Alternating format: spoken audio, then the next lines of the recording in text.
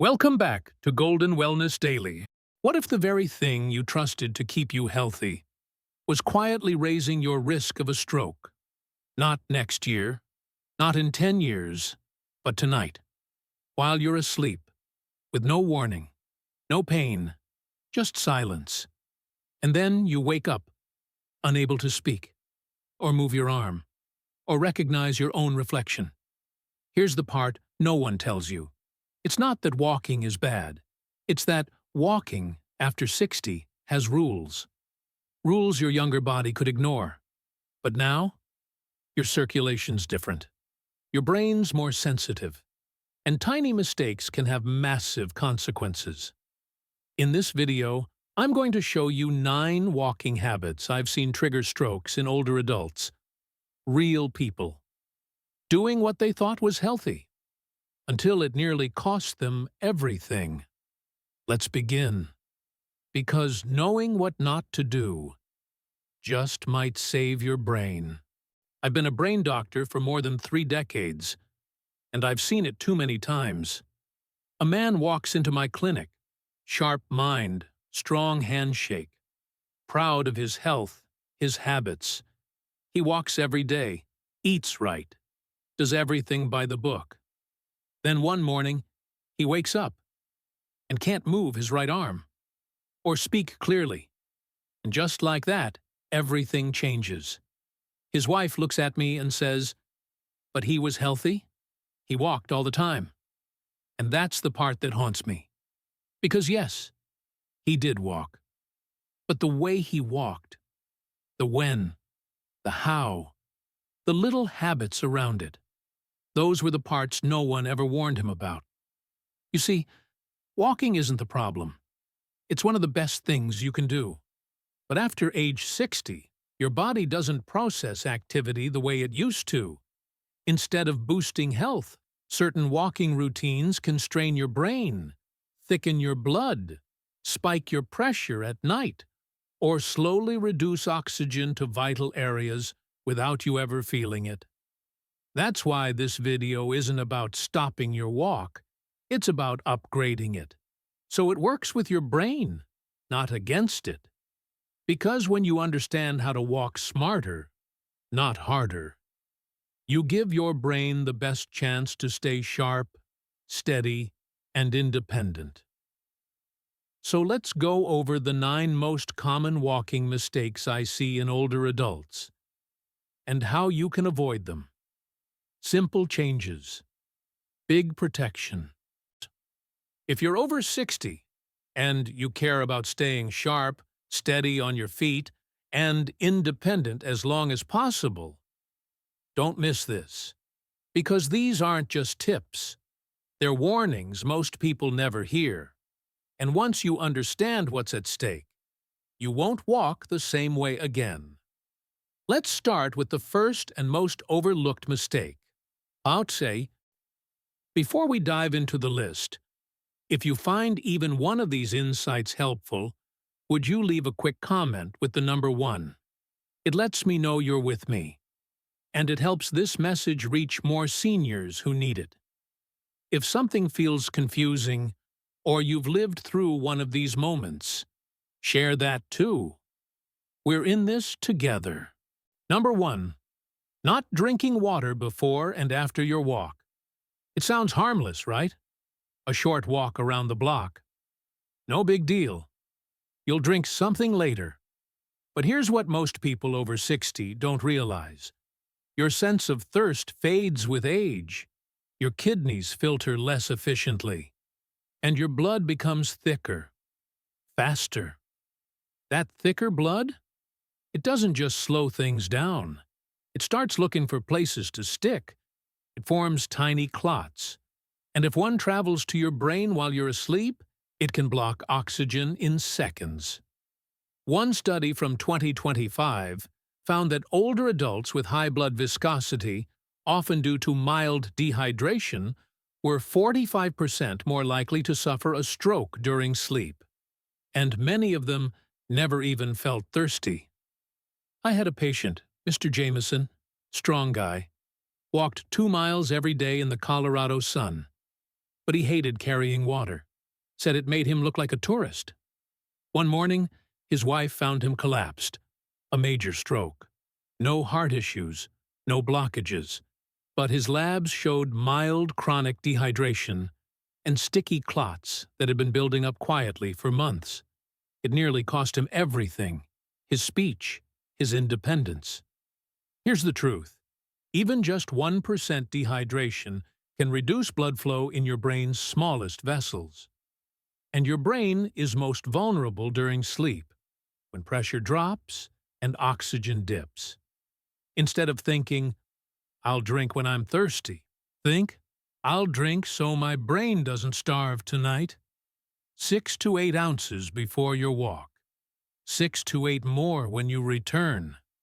Every time. That's not just hydration. That's brain protection. Number 2. Walking without sun protection. We all know sunlight helps with vitamin D. It lifts our mood. It brings back memories of childhood summers and open skies. But what if that same sunlight, especially on aging skin and blood vessels, was quietly triggering inflammation in your brain? You see, as we get older, our skin thins, our immune system weakens, and the vessels that feed our brain, they become more fragile, more reactive, easier to damage. Ultraviolet rays don't just age your skin. They signal stress deep inside your body, including the delicate lining of your arteries. One patient of mine, Mrs. Madsen, walked every afternoon with her little dog. No hat, no sunglasses, just a pleasant stroll before sunset. But over time, she developed fatigue, dizziness, blurred vision. Then one morning, she couldn't speak. A stroke. And when we looked at her labs, we found signs of chronic endothelial inflammation, the kind caused by unprotected sun exposure day after day. Here's what most seniors don't realize. Even 15 to 20 minutes in strong sun can trigger oxidative stress in your brain's vessels. And if those vessels are already stiff or inflamed, a single clot, just one, can lead to disaster. So instead of thinking, "It's just a short walk," ask, "Is my brain shielded today?" Wear a wide-brim hat, UV protective sunglasses, lightweight, long-sleeved clothing, and if possible, avoid peak UV hours between 10 a.m. and 4 p.m. Because sun protection isn't about vanity anymore. It's about your circulation, your cognition, your life. Number 3. Walking alone. There's something peaceful about walking solo, isn't there? The quiet, the rhythm, time to think, to breathe, to feel in control. And if you're over 60, that sense of control means a lot. You've earned your independence. You treasure it. But here's the quiet risk that most people don't talk about. When you walk alone, there's no one there to catch the early signs. Of what? Of stroke. Of a mini-stroke. Of your brain whispering, "Something's not right." Most strokes don't begin with collapse. They start with the small things, a slight slur in your speech, a few seconds of confusion, a heavy foot that doesn't land quite right. You might brush it off, think you're just tired. But what if someone had been walking beside you? Would they have noticed? Called for help? That's what happened to Mr. Baines. 75, independent, proud. Walked alone every morning. One day, he got confused mid-route. Forgot which direction he'd come from. Felt his leg drag, but kept going. The next morning, he woke up unable to see clearly, his speech slurred. A stroke. And that weird spell the day before? That was a mini-stroke, a missed warning. Here's the hard truth. Modern medicine can reverse strokes, but only within a narrow window, 3 to 4 hours. If no one sees your symptoms start, that window can close before you even know it was open. So, no, This isn't about giving up your solitude. It's about walking wise. Instead of walking alone every day, try walking with someone twice a week. Tell a neighbor your route. Carry a phone or a medical alert bracelet. Give your brain a backup set of eyes. Because independence isn't walking alone. It's walking smart. Number 4.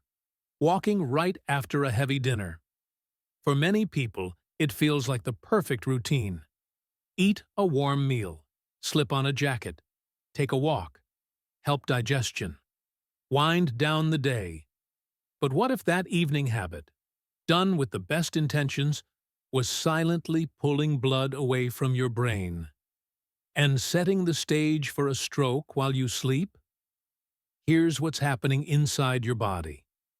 After a big meal, especially one rich in fats or carbs, your digestive system demands more blood. It's called postprandial hyperemia, and your body responds by diverting blood flow away from your brain and toward your stomach. That's fine if you're 25, but after 60, especially with high blood pressure or stiff arteries, your brain doesn't bounce back as fast. Now add a walk. Suddenly, your muscles need blood too. Your heart has to choose: feed digestion, fuel movement, or protect the brain. Too often, the brain comes last, and that's when the danger starts.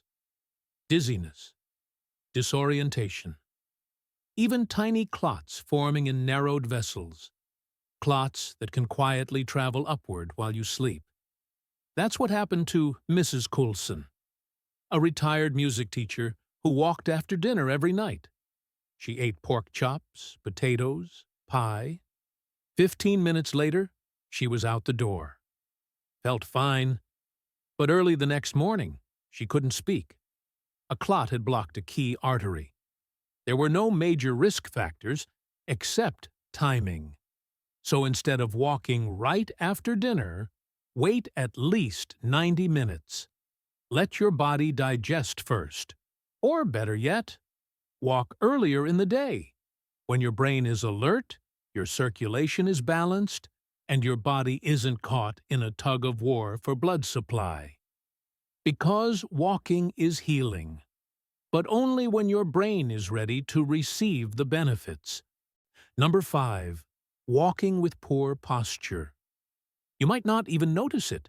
Your head tilts slightly down, your shoulders round forward. Your eyes scan the ground for cracks, for safety. It feels instinctive, like you're protecting yourself from a fall. But here's what you're really doing. You're compressing the arteries in your neck that carry oxygen-rich blood to your brain. The carotid arteries. They're like highways, delivering life to your mind.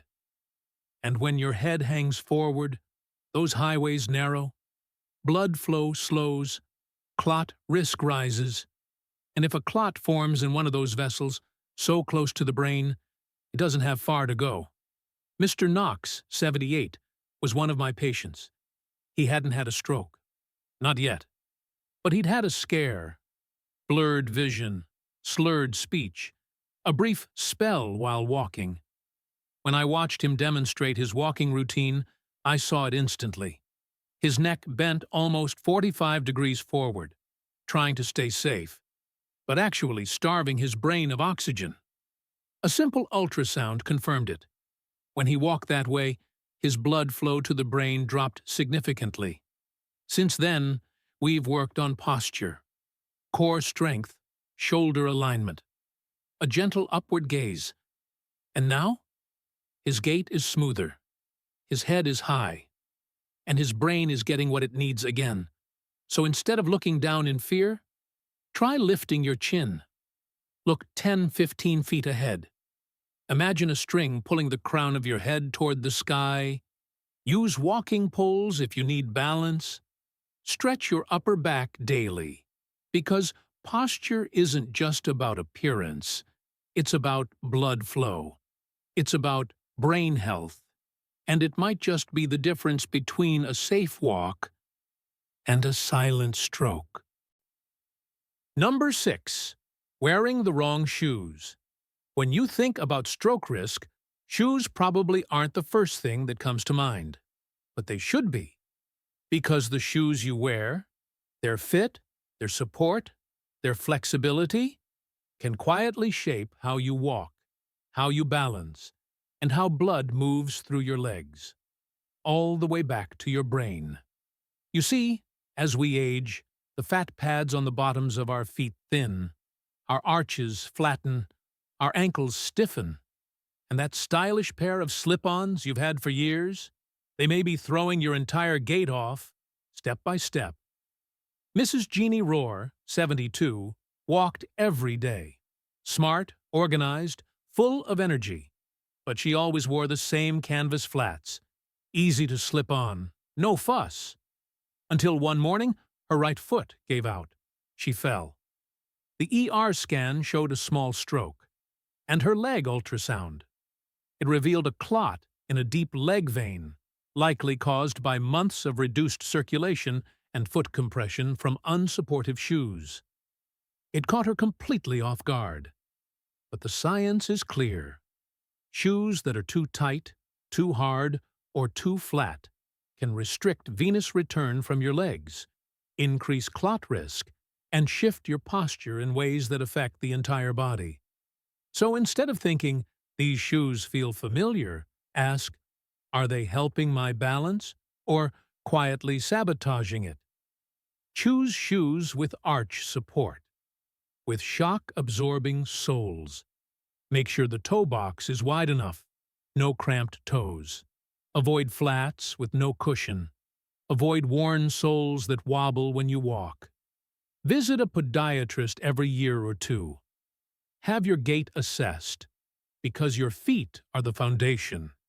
And if that foundation is unstable, everything above it, hips, spine, brain, pays the price. Number 7. Walking on steep or uneven surfaces. You might think a few hills or rocky paths make your walk more challenging. And maybe, in your younger years, that was true.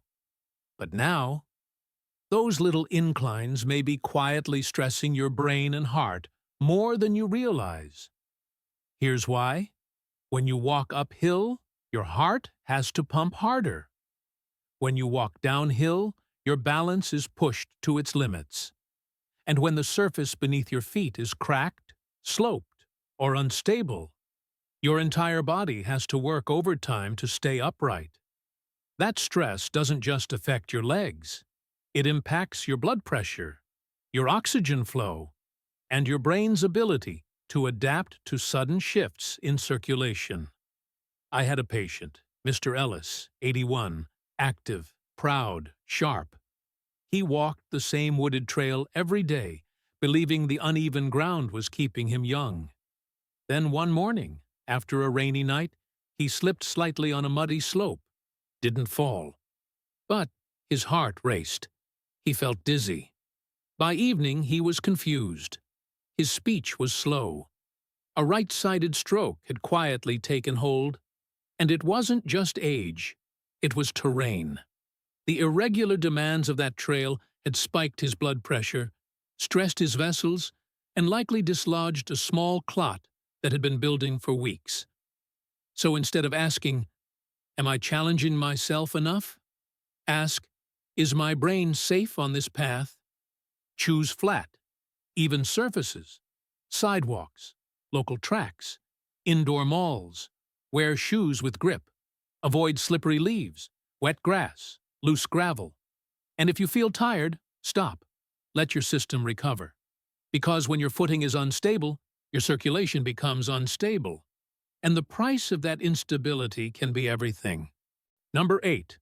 Walking while distracted. You've probably done it. Earbuds in, podcast playing, eyes scanning your phone. It makes the walk pass quicker, keeps your mind busy, feels like multitasking. But here's the thing. Your brain wasn't built to multitask while in motion, especially as you age. When you're younger, your brain can juggle inputs, walk and think, talk and scan traffic, react in a split second. But after 60, your brain's processing speed slows. Your balance systems depend more on your eyes and inner ears. And when your attention is split, even for a second, you miss the signals. The uneven curb, the dog darting out, the dizzy spell coming on, the hint of confusion in your step. I had a patient, Claire, 66, retired school teacher. Loved listening to true crime podcasts during her evening walks. One night, halfway through a story, she missed a step, stumbled, caught herself but felt flushed, off balance. The next morning, she woke up with numbness in her left hand, a small stroke, likely caused by a spike in blood pressure and misstep-induced stress her brain couldn't process fast enough. And what's worse, she hadn't even noticed how off she felt because her mind was somewhere else. So instead of asking, "How can I stay entertained?" ask, "How can I stay present?" Leave the earbuds at home.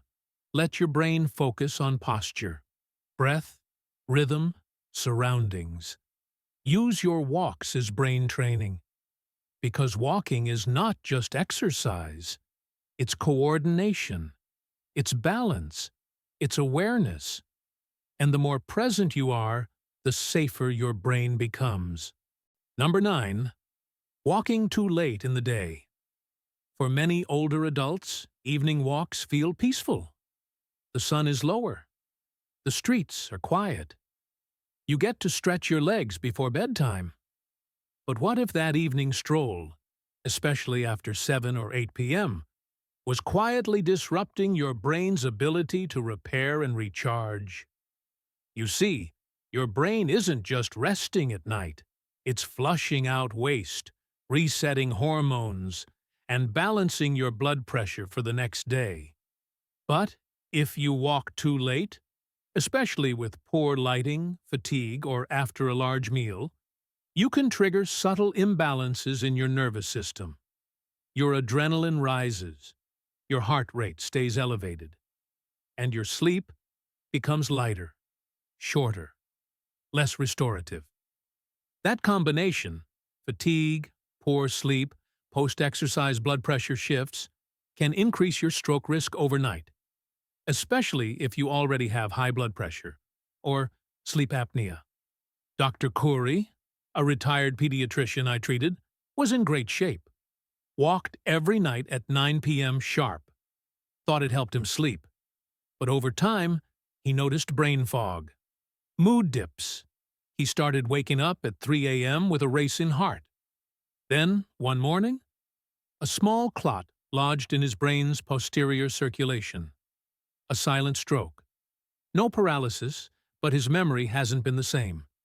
His blood pressure logs showed it clearly. A late spike after walking. A second dip at 2 a.m.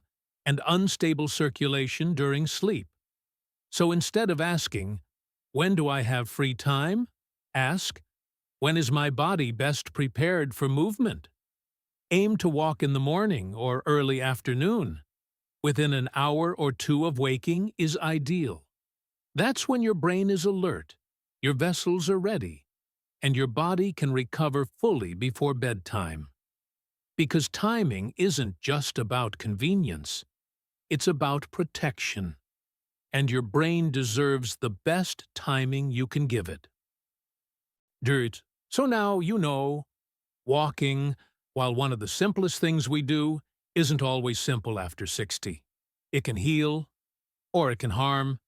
It can strengthen your brain's defenses, or quietly strain its most vulnerable pathways. But here's the good news.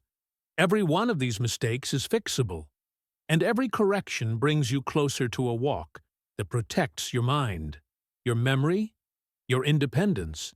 You don't have to walk longer, or faster, or harder, just smarter, more aware, more in tune with what your body and brain actually need at this stage of life, because your brain is still changing, still responding, still capable of building new blood vessels, new connections, new life. So the next time you lace up your shoes Ask yourself not, how far should I go? But, how wisely can I walk today? Because when you walk with wisdom, you don't just move your body, you protect your future. If this video helped you, even just one tip, let me know by typing "Walk Smart" in the comments. And if you're serious about protecting your brain, don't stop here. Hit subscribe, turn on notifications, because every week I share science-backed ways to strengthen your memory, balance your blood flow, and extend the years you stay independent.